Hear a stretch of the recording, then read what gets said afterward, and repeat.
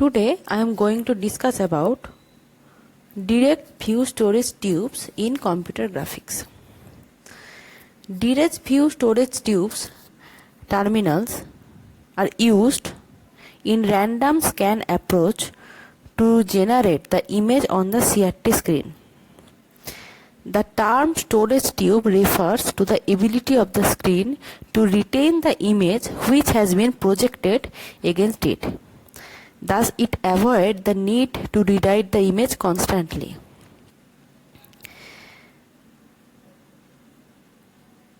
There are two types of guns in DVST. The first one is primary gun and the second one is secondary gun, or it is called flood gun.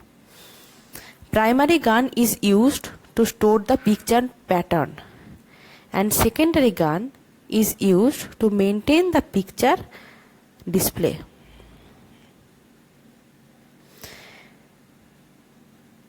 Here you can see the pictorial representation of DVST. The advantage of DVST is there is no refreshing needed. It contains high resolution and the cost of DVST is very less. And there are also some disadvantages of DVST. In DVST, it is not possible to erase the selected part of a picture. It is also not suitable for dynamic graphics applications. And if a part of DVST pictures is to be modified, then a large time is consumed. Now, this is flat panel display. The flat panel display refers to a class of video devices that have reduced volume, weight and power requirement compared to CRT. The example of flat panel displays are small TV monitor, calculator, pocket video games, laptop, etc. There are two types of flat panel display. First one is emissive display, which is example you can see here, plasma panels and LED, and second one is non-emissive displays. Example is LCD. In emissive display, devices that convert electrical energy into light, and in non-emissive display, it uses optical effects to convert sunlight or light from some other source into graphics patterns. Now, plasma panel display. Plasma panel displays are also called gas discharge display.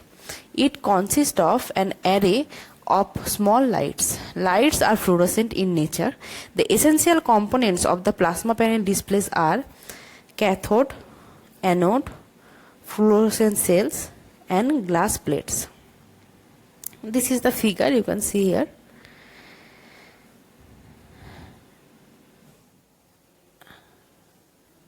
Now, direct coding. In direct coding, we can use this lookup table. Image representation is essentially the description of pixel colors actually. There are three primary colors R, G, B, red, green, blue. Each primary color can take on intensity levels produces a variety of colors. Using direct coding, we may allocate 3 bits for each pixel with 1 bit for each primary color. The 3-bit representation allows each primary to vary independently between two intensity levels, 0 for off and 1 for on. Hence, each pixel can take one of the 8 colors. Here you can see there are 3 bits, and permuting the bits 0 and 1 we can hence get the colors. Like 000 for black, 001 for blue, 010 for green, 011 for cyan, 100 for red, 101 for magenta, 110 for yellow, and 111 for white. We know that the basic primary colors are red, green, and blue. In case of red, green, and blue, there are 2 zeros and 1 ones. Lookup table approach reduces the storage requirement. A widely accepted industry standard uses 3 bytes or 24 bytes per pixel with 1 byte for each primary color. 3 bit or 24 byte. The way we allow each primary color to have 256 different intensity levels. Thus, a pixel can take on a color from 256 into 256 into 256 or 16.7 million possible choices. The 24-bit format, as we can see, they uses 3 bytes.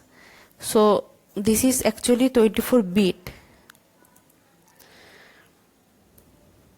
The 24-bit format is commonly referred to as the actual color presentation. Thank you.